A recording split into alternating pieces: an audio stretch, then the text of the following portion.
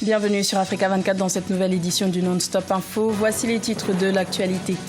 Situation post-électorale confuse au Bénin. Les forces de l'ordre ont donné l'assaut contre des manifestants qui se trouvaient autour du domicile de l'ancien président Thomas Boni-Yayi.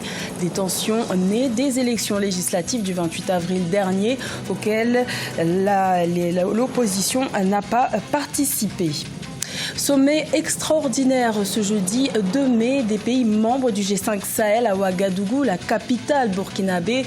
Une rencontre qui a placé la crise libyenne et ses répercussions sur les pays du Sahel au cœur des échanges. Et la Banque africaine de développement a signé des accords de prêt et de dons de plus de 80 millions de dollars avec la Guinée, des fonds pour financer des projets importants, notamment dans les secteurs des transports et de l'environnement.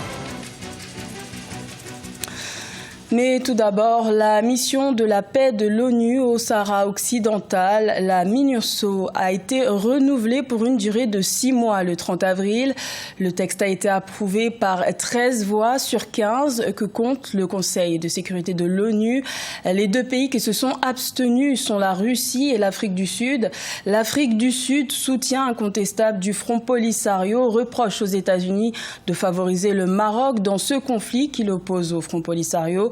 Le Maroc qui, rappelons-le, revendique depuis 1975 la région du Sahara occidental, ancienne colonie espagnole, et qui refuse toute solution autre qu'une autonomie sous sa souveraineté.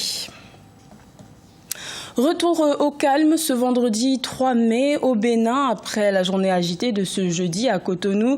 La résidence de l'ancien président Thomas Boni-Yayi avait été encerclée par la police suite à la présence de centaines de manifestants. L'assaut a été donné par les forces de l'ordre et a fait plusieurs morts et des blessés.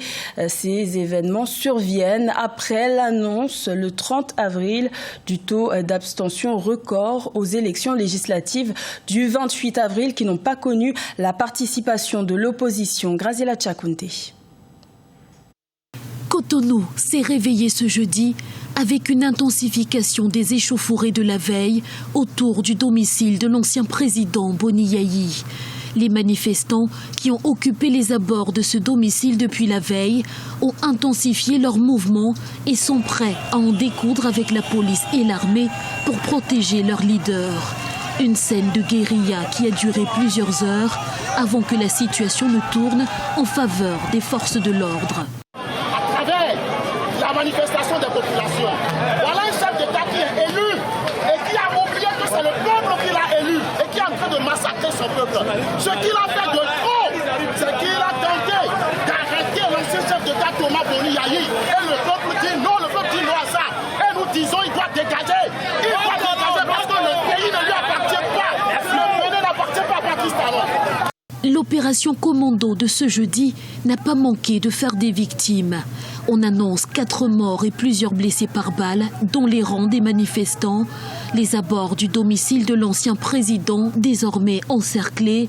Les manifestants tenus bien à distance, ce qui s'apparente à une assignation à résidence.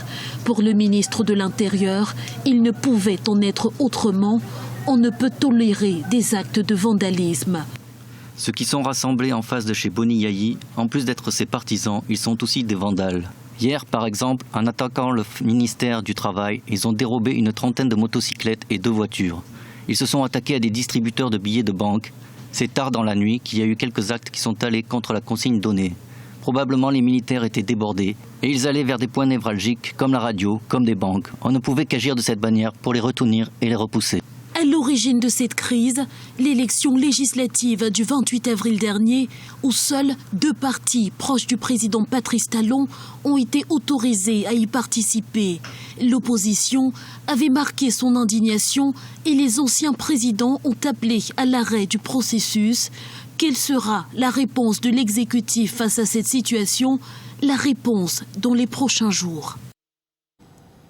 La capitale burkinabé, Ouagadougou, a accueilli ce jeudi 2 mai un sommet extraordinaire du G5 Sahel. Une rencontre présidée par le chef de l'État burkinabé, Roch Marc Christian Kaboré, qui assure la direction de cette force conjointe pour 2019 et qui a aussi connu la participation de la chancelière allemande Angela Merkel. La crise libyenne était au cœur des échanges. Plus de détails avec Ange Nomigno. Le président du Burkina Faso, Roch Marc Christian Kaboré, met en cause les grandes puissances dans la déstabilisation de la Libye, qui est aujourd'hui l'une des causes du terrorisme dans le Sahel. Selon le chef de l'État burkinabé, si des questions comme celles libyennes ne sont pas résolues, les efforts de lutte contre le terrorisme resteront vains. Nous avons demandé aux grandes puissances, puisque ceux qui ont déstabilisé la Libye et créé cette situation, de prendre leurs responsabilités pour régler cette question. Il est clair que la vision africaine qui était au départ, à travers l'Union africaine, de rechercher les voies internes pour solutionner la question libyenne a été balayée d'un revers de main. Le président burkinabé a tenu ses propos lors d'une visite de la chancelière allemande Angela Merkel dans le pays. Pour la dirigeante allemande, les pays européens doivent consentir plus d'efforts pour aider les pays du G5 Sahel à lutter contre le terrorisme. Une autorité donc de l'envergure du chef de l'État burkinabé, celle a le courage donc de leur dire en face, c'est bien, mais seulement ça ne change pas grand-chose, puisque la politique donc d'expansion continue, il faut que les pays des G5 mutualisent leurs forces d'abord, quitte à ce que éventuellement ceux qui veulent nous viennent en aide. Toutes ces questions liées à la sécurité ont été abordées lors du sommet extraordinaire du G5 Sahel qui a réuni les présidents burkinabés, maliens, nigérians, mauritaniens, tchadiens et la chancelière allemande. La Guinée va percevoir plus de 80 millions de dollars de la part de la Banque africaine de développement, des fonds qui serviront à financer des projets liés à l'environnement, à l'agriculture et au transport. Ces nouveaux accords signés le 23 avril portent à plus de 560 millions de dollars les financements globaux de la Banque africaine de développement à la Guinée. Siamlo Victoria Sedji.